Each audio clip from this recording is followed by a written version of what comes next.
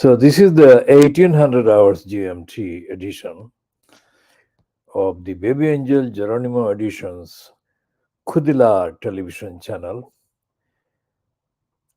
Tuesday, 28th of February, 2023. And in this edition, we are going to talk about what is in the published kind of news, including the admission by Malcolm Rifkin's son, Hugo Rifkin, in his piece in the Times, London today, saying that the decline in standards, the absence of morality and ethics in Britain, has become normalized. Now, when Hugo Rifkin was probably a child, most certainly a primary school age child, we'll check his wiki entry to see exactly how old he might have been. When his father, Malcolm Rifkin, was a member of the cabinet in the John Major fronted cabinet of the UK, was intentionally lying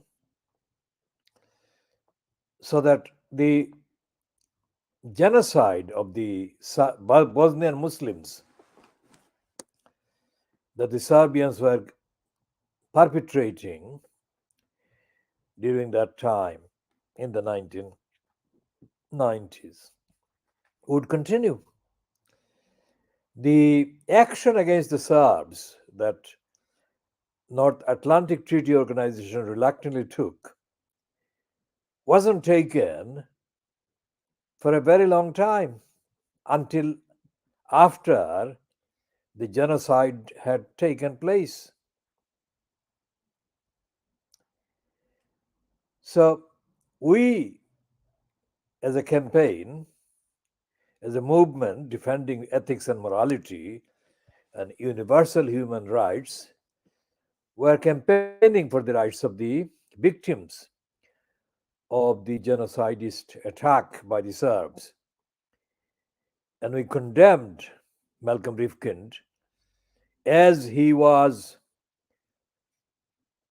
one of the leading cabinet ministers in the UK government, refusing to help the victims of the genocide, the Bosnian Muslims and the Muslims in the other countries like the neighboring countries that were affected as well. So we condemned Malcolm Rifkin and we condemned the British imperialist racists who were watching, as we condemned Bill Clinton, who was in the White House at the time, and Clinton himself, being an anti-Muslim liar, was also dragging his feet.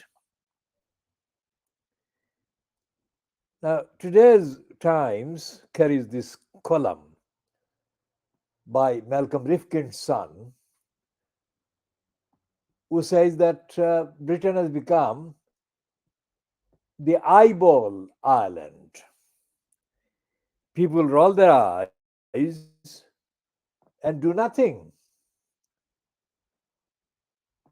And he says, this is eyeball island, comma, where nothing quite works. And then the subheading under that heading talks about the normalization of the decline. Now, this decline has been going on for a very long time, with the active collusion and complicity of the Times, of the Sun, and other media, and the complicity and collusion of almost all the members of Parliament and the House of Peers, including the recruits to the cause of anti-Muslim hatred and misinformation. The recruits then became kind of recognized, established, slaughtered as ethnicity-linked Muslim proponents of anti-Muslim propaganda, which is what Yasmin Alibai was recruited to do. She was given the first platform in the late 1980s by the new SS, the Fabians, New Statesmen and Society. We call new SS, meaning new fascists, new statesmen and society. We call it new SS to reflect the Nazis' SS name abbreviation. Yasmin Alibai then married a white man called Brown, who had been married to another ethnicity linked woman, Marina Melandi Brown.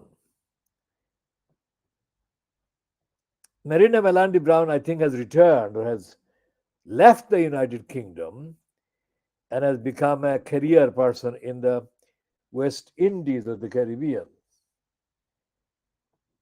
Now, this Brown individual, called Brown, seems to have a special kind of connection with these women. Both Brown, Melanie Brown, Marina Melandi Brown, and Yasmin Alibai, later Brown, are ethnicity tokens. Now, today, after all this time, now Yasmin Alibai Brown has been a slaughtee for more than 30 years.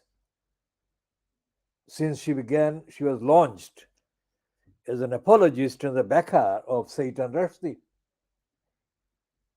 And today, in the I newspaper, she is admitting that there is no compassion for the people, the migrants who have drowned off the coast of Italy.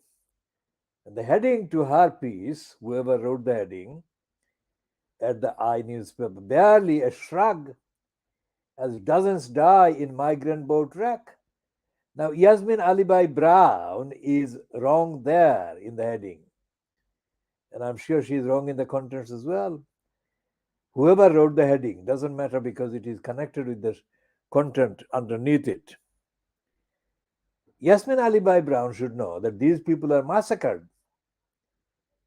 They were not, they didn't die and they didn't drown kind of like accident. It wasn't an accident. Just like the Grenfell Tower people were massacred because the aircraft that could be scrambled to bring the urgent emergency water to that strategically very accessible Grenfell Tower building were withheld, that didn't get brought there. And the reason was willfulness.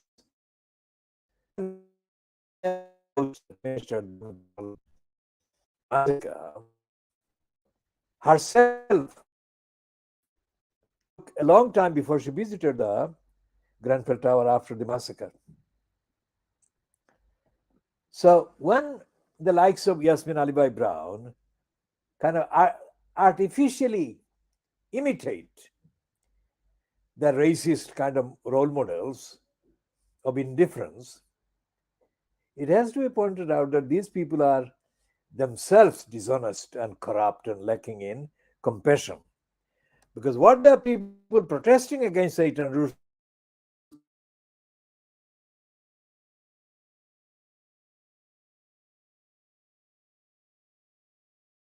being intolerant of freedom of expression and the writer's freedom and so on. They were saying that Satan Rushdie was complicit throughout his career with the hatred, racist hatred against Muslims and other targets. Rushdie has not written. Satan Rushdie has not written one single mentionable page against racism in Britain. Had he written the page, let alone had he written a book against racism, he would not have been celebrated by Yasmin Ali Bai or by the others that are still celebrating him and promoting Saitan Rushdie. Precisely because they're promoting Saitan Rushdie, precisely because he is a kind of lever they can use, a Muslim, so-called apparently, Muslim born lever they can use against the Muslims, and it is a part of the continuation of the crusade. So, what is Yasmin Ali Bai saying about the massacre? She is saying 62 migrants have just perished near the Calabrian coast in Italy. 14 children, including a newborn baby, were among the dead who washed up on the beach or now lie at the bottom of the sea. Antonio Carasso, the local mayor, said he had witnessed things that you would never want to see in your life. Westerners read about the daily weather with more care and emotion than they do about the migrant struggles and deaths. The worst among us have been screaming abuse outside hotels, accommodating asylum seekers. Imagine the impact on their fragile psyches. Do not ever underestimate how hard it is to leave your homeland when it takes to set off and to keep on trying. If Ukrainians were having to use these means to get out of that war-torn country, would they be seen as invaders? No, because the media and political narratives about them are designed to evoke public empathy and understanding, and so on. Now, she is, of course, now realizing, of course, she has been realizing it every single day that she comes across this kind of evidence. And we told her more than 30 years ago, when she was first recruited by the new SS, that she was being used as a stooge, as a Muslim named stooge who was essential for the crusaders at the new SS and in the Labour Party and the Conservative Party and the rest of Fleet Street, to up the antagonism against the Muslims for daring to protest. Whoever was responsible for the particular incident of burning the token copy of Saitan Rushdie's book in Bradford was not representative of the absolute majority of the Muslims that were outraged by Saitan Rushdie's deliberate, long intended attack on the Prophet of Islam, on the Holy Quran. These are not minor issues. So if the people could support Rushdie for that, then Yasmin Ali Bai should not be surprised that there is an inherent, latent evil in them for doing evil. As it is said in the Holy Quran, in Surah Al-Isra, these are evil people that control the propaganda, that control the opinion pieces, that control the papers, they control write the Home Office and send it to the media and so on. And as far as Italy is concerned, the current government in Italy is, of course, directly involved in the massacre, because the prime minister, the fascist, she threatened rescuers with repercussions and, in effect, intimidated them from intervening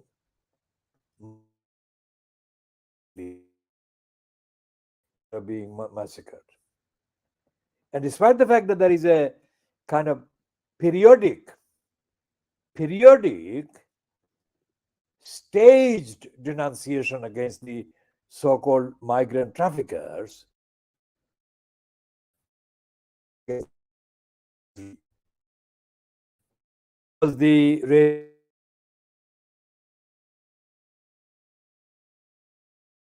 which has imposed its extra kind of obstacles today, Tuesday, 28th of February 2023, against the threatened new invasion of migrants. There is no action being taken against them, and the United Nations is not effective at all, because the United Nations is fronted by the very corrupt and anti-Muslim Antonio Guterres. Antonio Guterres went to India and profusely praised the anti-Muslim Narendra Modi shortly after Modi had endorsed the Burmese massacre of the Rohingya Muslims. So the world has not changed. The world has remained, the equation is hostility, hatred of Muslims generally. Now, if we look at the inside reality of the Muslim countries, there is serious question. There is a series of serious questions the so-called Muslim majority countries must answer. For example, these among the people who were massacred in the Italian coast are a significant number of Pakistanis. The question that the Sharif regime in Pakistan has to answer is this: why would so many Pakistanis would take such a long and risky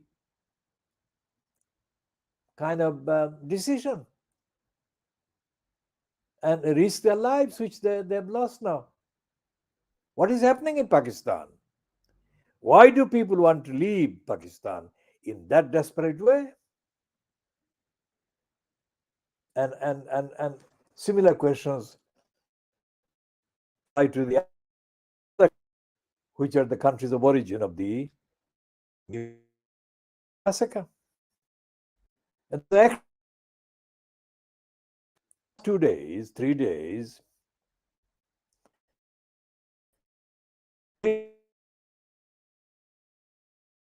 British media has been preoccupied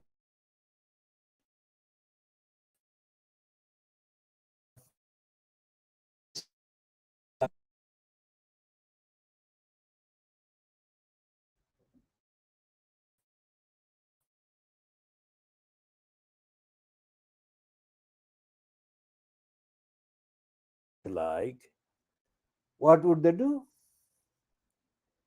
So Alibai Brown should not be writing in the way that she is writing today. She should be apologizing to the big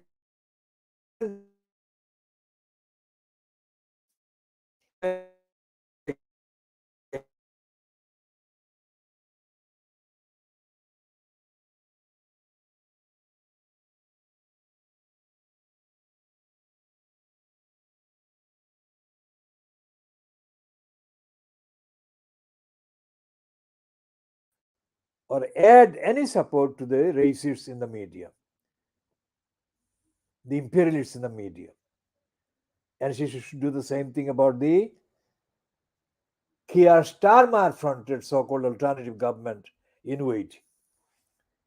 And we shall be continuing with Yasmin Alibai Brown in due course. Now we move on to the item that Hugo Rifkind has written, and the heading is, "This is Eyeball Eyroll Island, where nothing quite works." And then it says, "Whether it is salad shortage or waiting a month for a repair, slowly and worryingly, national decline has been normalized." Well, this is because there is no accountability, Hugo. Now, this is the piece that, just an image of this page that contains his piece.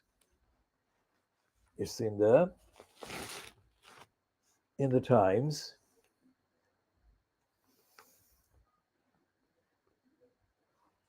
And he's saying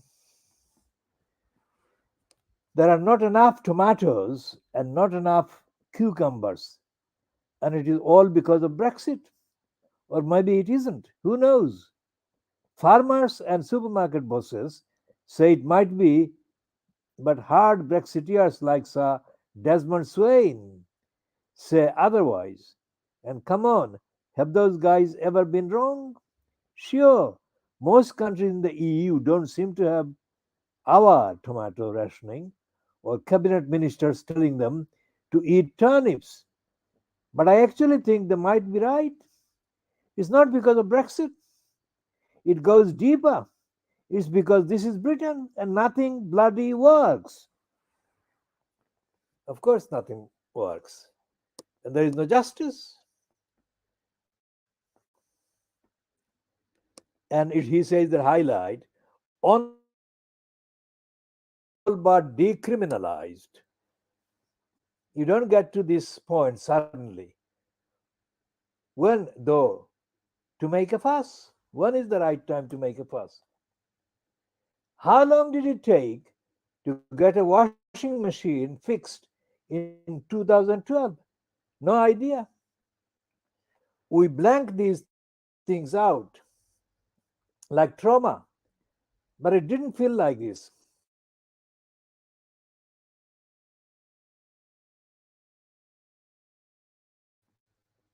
To the government, to fuel prices, to Vladimir Putin, to cutthroat supermarkets, to our decadist, decadent vegetable entitlement. We always come and dissolve into nothing because it's not any of them. It's all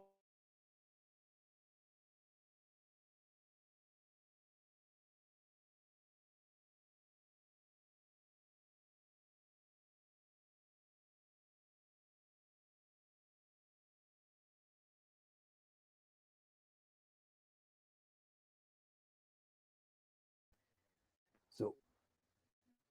Why is this so? Answer is news to him, but not news to me. There is no accountability.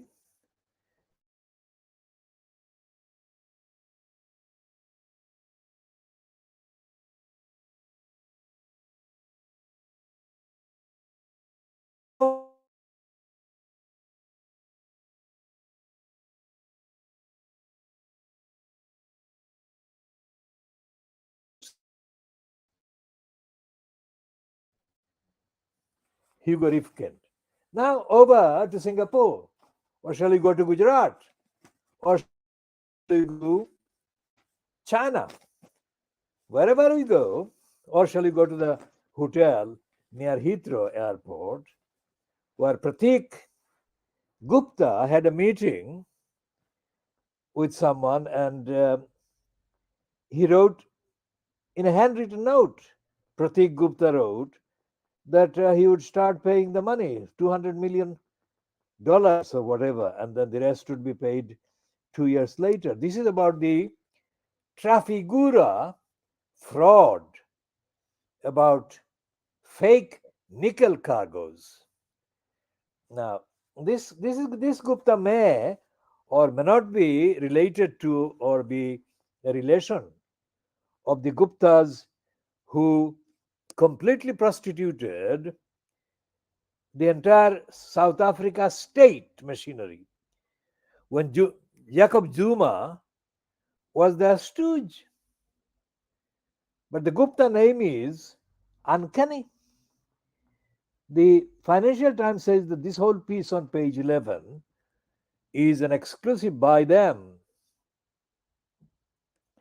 And their subheading is Commodity Trader Claims, that is Trafigura, the company based in Singapore, that commodity trader claims in court filings that metals tycoon, that is Pratik Guptara, tried to stall, that is, he was lying for time during probe, that is, investigation into the fake nickel cargoes.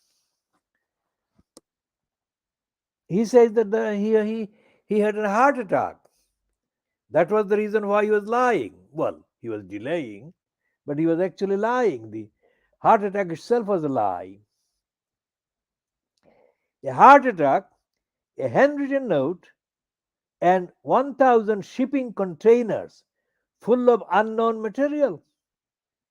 The details of one of London's biggest commodity fraud cases read like a thriller. Now, remember at this stage, when we condemned David Neuberger, who was about to retire as the first president of the UK Supreme Court in 2017, and he was hired by Theresa May, by her de facto Deputy Prime Minister David Lidington, to spew good words about Brexit and its benefits. We know that because it was reported by the well-placed spy of the British state, Martin Bentham. Bentham, the spy, actually has got a platform on the London Evening No Standard. But he actually is a spy. He's the spy that has got, he's a creepy one. He's not a, his style is not like that of Pierce Moron or Jeremy Clarkson. His style is different. He's creepy. But whatever his style, Martin Bentham retailed what David Neuberger had boasted about in front of a group of Australians in a very small group discussion. That was just the kind of thing that was needed to stand the story, that he was addressing some kind of public gathering. Now, in that report in the Evening Standard, Neuberger was quoted as boasting, and I'll come to actually relate that to the Financial Times story today. Let's check if we can access that report.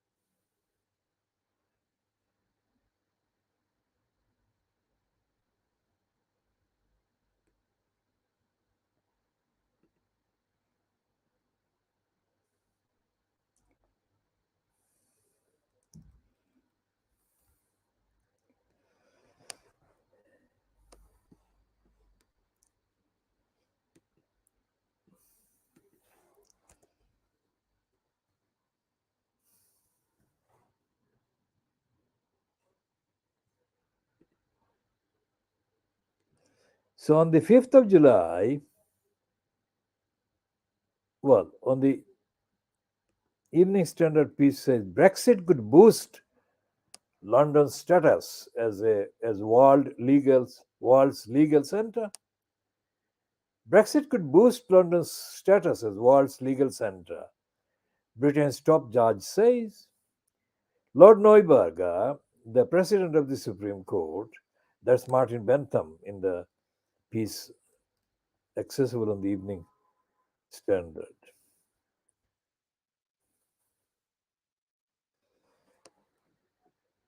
The country's most senior judge has declared that Brexit could boost London's status as the world's legal center by allowing the courts to respond more swiftly to emergency worldwide issues. Lord Neuberger, the president of the Supreme Court, said that once British judges were left to our own common law devices, they would be able to react more quickly and freely to developments in our fast changing world. He also insisted the British departure from the EU would in no way undermine London's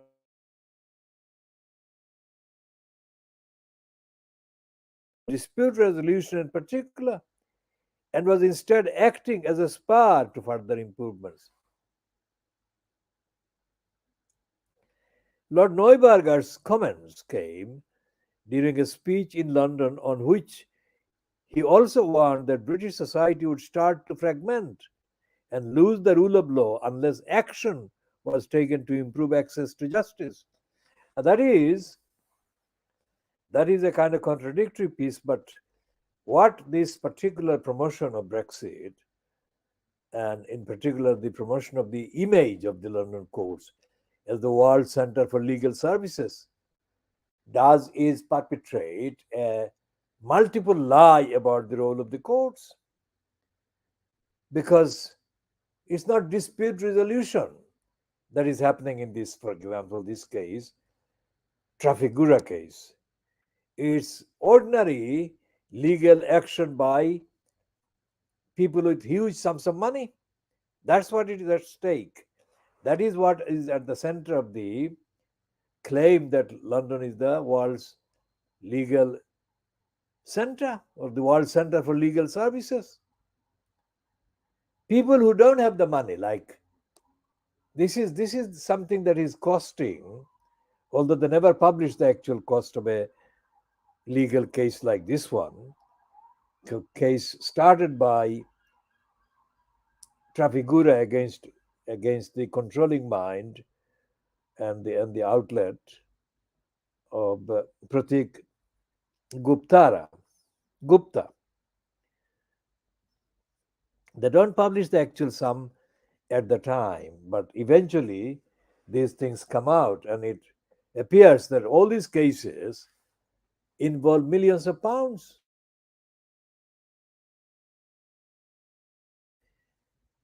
And what do lawyers do? They don't get the money paid this kind of money because they are ardent advocates of justice.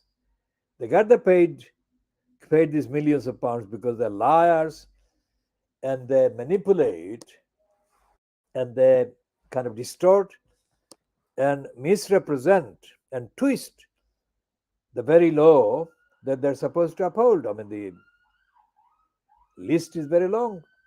Anyway, this item alleged Trafigura fraud unraveled in 10 days involves Chinese, involves Hong Kong, involves Gujarat, involves the rest of India, various parts of India,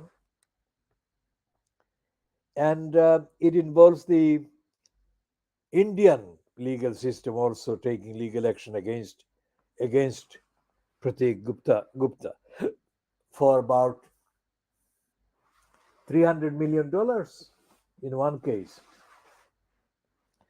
What is happening is that he can kind of take it through the kind of excuses rail, if you like, and spend years looking at excuses and looking for excuses, and that is what happens.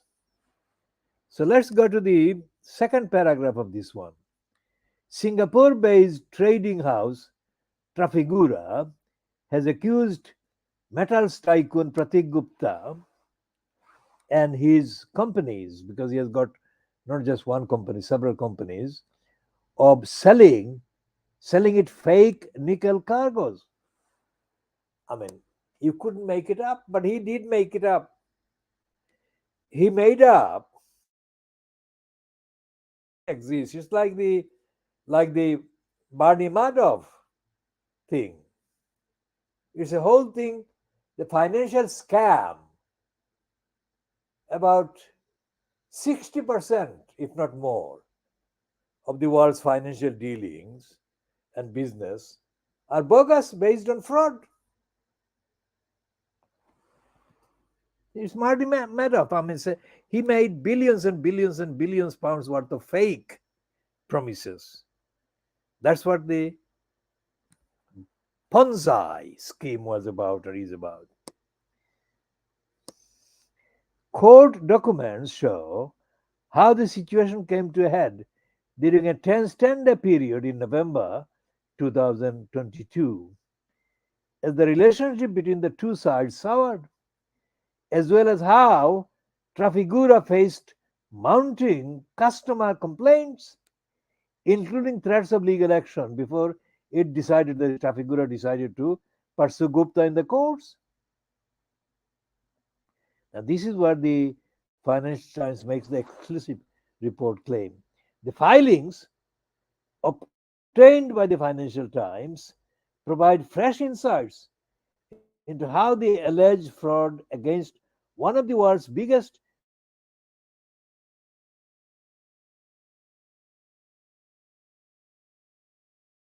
developers that 43-year-old Gupta was the controlling mind behind an array of linked companies, including TMT UIL Malaysia, and UIL Singapore, all of which are defendants in the case.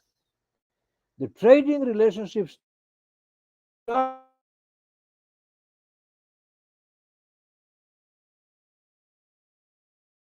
and grew to a global trade in nickel and aluminium.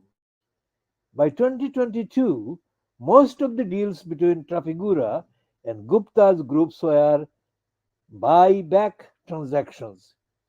Trafigura would purchase a cargo from the group, own it during its journey, providing crucial trade financing, then sell it back to one of Gupta's linked companies or to a third party, arranged by him or his colleagues, charging an interest payment.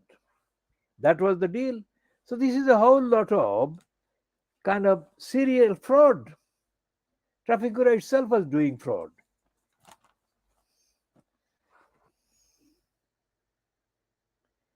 But in spring 2022, as nickel's prices surged, Citibank, which was providing an $850 million line of credit to Trafigura to finance these transactions, started to become concerned about the size of the nickel deals and the length of time it was taking for the buybacks to occur.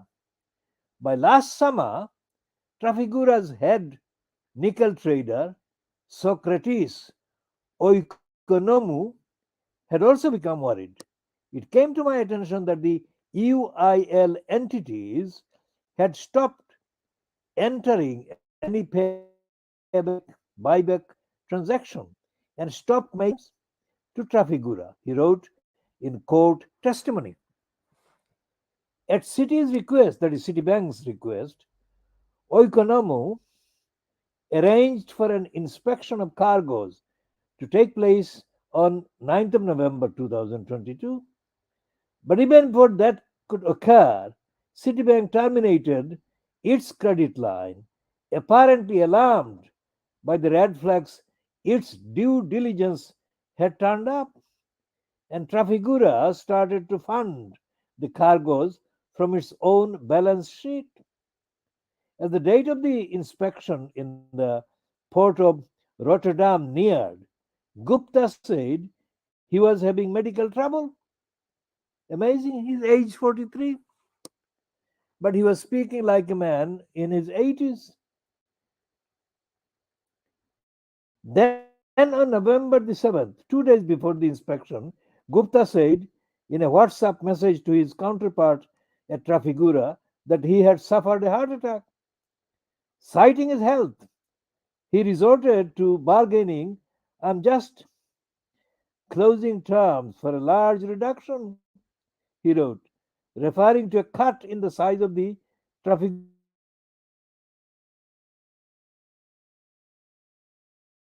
I would need you to stall inspection, he added, in order to avoid any issues between us. He really does speak like a crook. Anyway, my priority at the time was ensuring that the inspection went ahead.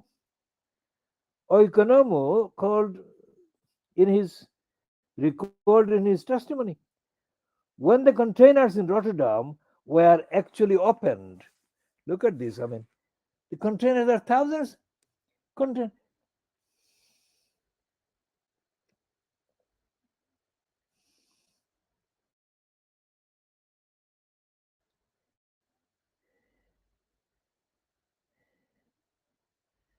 when the containers in Rotterdam were opened, none was found to contain nickel.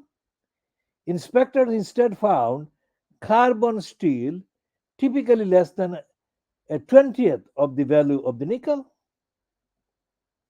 While Gupta was saying he was still in hospital, managers at Trafigura were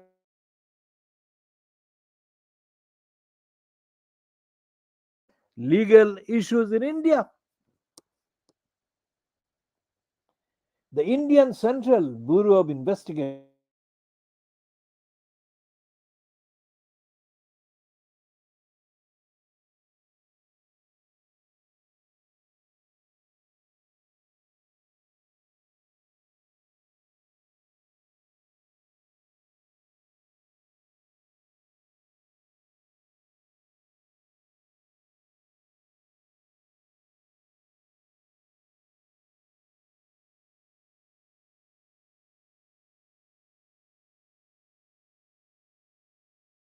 sorry, let's read that again.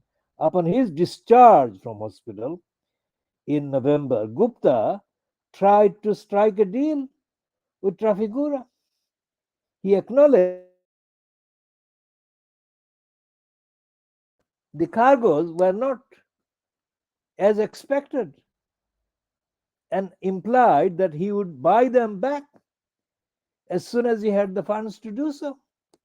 As part of these discussions, Gupta presented Trafigura with spreadsheet of 93 cargoes that were related to the dispute and allegedly acknowledged that none contained high purity nickel as specified by the contracts. At various points, he and his business partner Arvinda Prasad presented Trafigura with lists of assets that they proposed would serve as collateral, while a phased repayment plan was put in place. These included a a wind farm in Gujarat, a steel mill in India, and a Singaporean energy company. Prasad did not respond to a request by the Financial Times for comment. Gupta also offered up letters of credit from Silver Bank, a small lender in Mauritius that has recently come under scrutiny for its ties to Gupta himself. During this period, Gupta tried to raise money by issuing bonds from TMT Metals Group. In a WhatsApp message to Oikonomu, Gupta claimed to have one Swiss family office prepared to invest €100 million and another sovereign wealth fund from a very respectable country ready to invest $100 million. Meanwhile, Trafigura was facing a new problem as customers to which it had sold some of the proposed nickel, purported nickel shipments, started to discover the cargoes contained the wrong materials. Trafigura said in court documents that Gupta and his network had arranged the deals to the third party clients. While Gupta initially claimed TMT had raised 50 million euro through a bond sale, he later said issues were holding up the money from clearing. On Christmas Eve 2022, Gupta hosted a video call between the bond investor, whose identity is not revealed in the affidavit, and Oikonomu to explain the reason for the delay. In a meeting near London's Heathrow Airport in early January 2023, Gupta presented Oikonomo with a handwritten note outlining a repayment plan. He proposed paying $200 million by the end of March, with the remainder to come over the following 2 years. But Trafigura did not believe the proposal could be relied upon. And so on, it goes on. So, this is a Gupta story in the Financial Times, and I'm absolutely certain that it will be followed up tomorrow and in the rest of the week, and we shall continue to comment on the Gupta and illustrate how these criminals operate.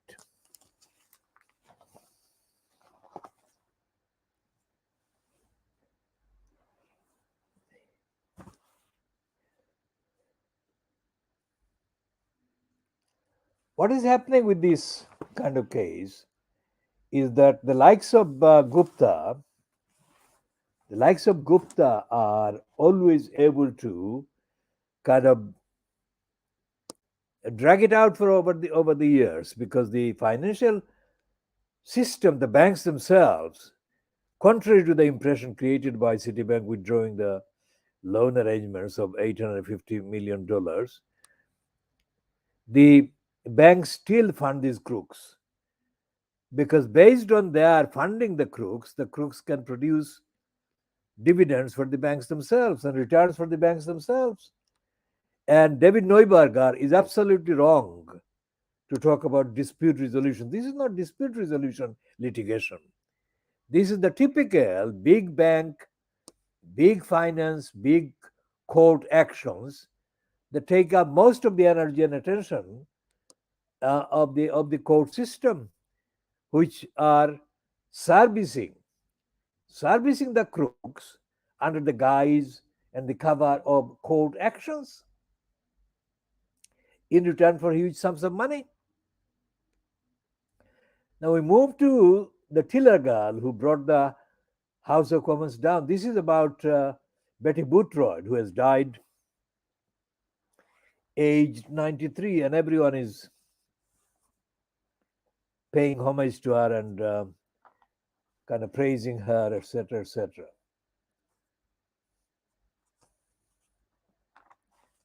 We shall come to Betty Boothroyd again shortly.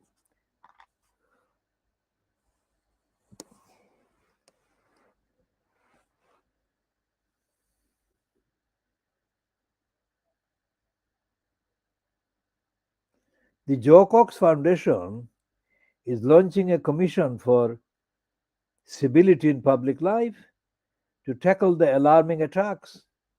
It will be co-chaired by Tory Baroness Gabrielle Martin and Labour's Lord Vernon Coker. The panel will research into the problems around MPs' security and make recommendations. The issue flared up in 2021 after Tory MP Sir David Amis was stabbed to death during a constituency surgery. It followed the tragic murder of Miss Cox in 2016 by an extremist. Well, this is a Sun story, and calling the fascists and racist and extremist is highly kind of significant, because they don't call him a racist extremist or fascist, call him just extremist. What would they call him if he was a Muslim?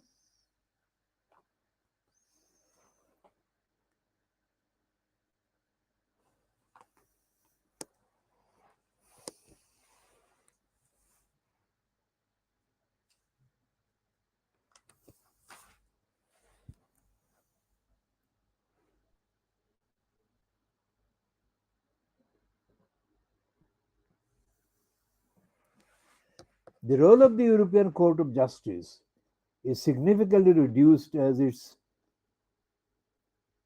oversight of issues such as medicine and food safety are concerned. The government says that the deal scraps 1,700 pieces of EU law, meaning that fewer than 3% of Brussels rules will apply.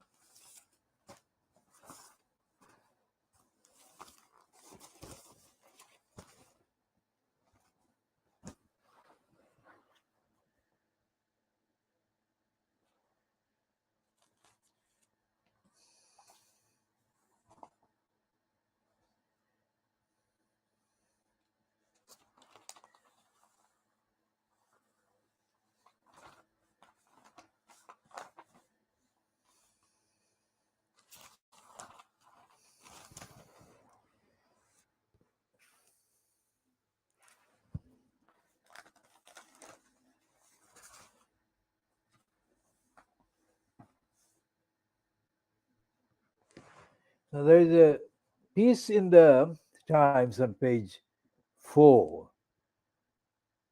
by Elena Howard, who is health correspondent, saying that doctors blame long waits in the AAE and A&E for deaths of 450 patients a week. Now, this is the kind of normalization of massacres. That is what is happening. Now, let's see if there is an explanation as to the wait.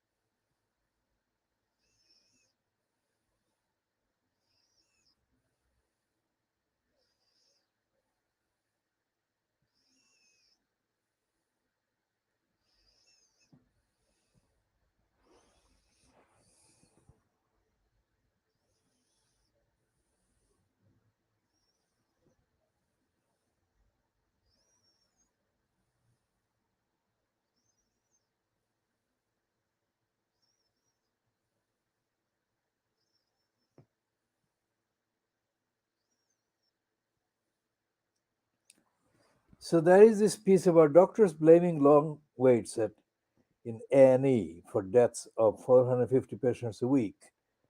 Now, this has got elements in it, the story so called, that actually summarize the normalization of ending of care in the National Health Service. That is what is happening. So every aspect, every kind of contact that so-called patients have with the so-called professional people working in the NHS is without any accountability, is without any real respect, without any real recognition, either of the humanity of the individual patient or of the kind of independence that the individual patient is entitled to and should be given in terms of giving opinion as to what is the best action for them. They're not consulted, they're not recognized. And most of the staff in the NHS, in fact, all the staff that I can speak of about, are without any accountability. And there is no line of accountability anywhere. And most of the kind of inpatients that are forced to stay in hospital for any length of time are treated as individuals deserving respect, care, and recognition. So this story is only partially true because it gives only partial picture of the reality, which is much grimmer.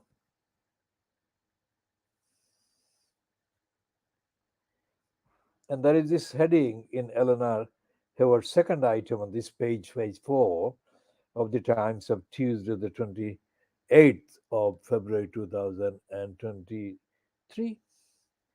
999 call staff worry How many will I kill today? Now, this is a dramatic heading,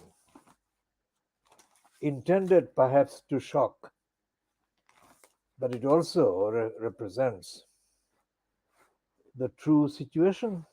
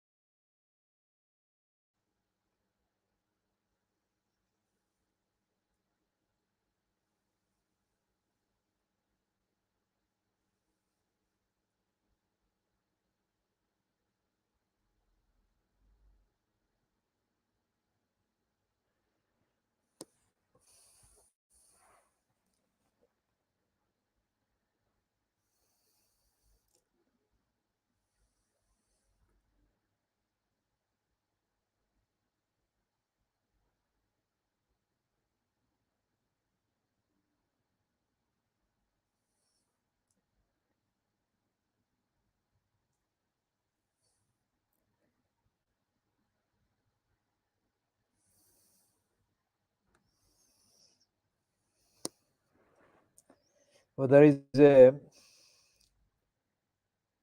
wildlife photography contest going on in North Carolina, from where this picture is taken, and the caption is nosy visitor. This shot of Janice Hughesbow, who plays with bear cubs on her porch in Asheville, North Carolina, is a contender in a sunny wildlife photography contest. Of course, can't hold this to the camera. So we are going to end this particular edition because of the technical factors that we have here, and it's 1 hour, just over an hour. We shall continue updating on the other aspects, including the response to the ruling by the Special Immigration Appeal Commission on Shamima Begum and related aspects, and we shall be including other items as well.